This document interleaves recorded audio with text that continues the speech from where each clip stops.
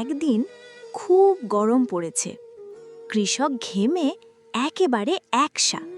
সে এক হাঁড়ি ঠান্ডা বরফ জলে ঝাঁপিয়ে পড়ে আর মজা করে গোসল করতে থাকে। কিন্তু কৃষকের পেট খুব ক্ষুধার্ত। সে হঠাৎই বিরক্ত হয়ে বিশাল বড় কবুতরটাকে ধরে মাটিতে ছুঁড়ে ফেলে।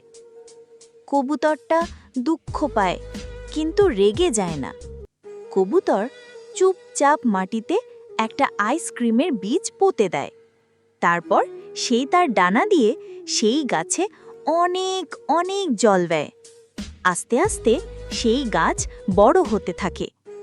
গাছে ধরে হাজার হাজার আইসক্রিম, রং বেরঙের, লোভনীয়।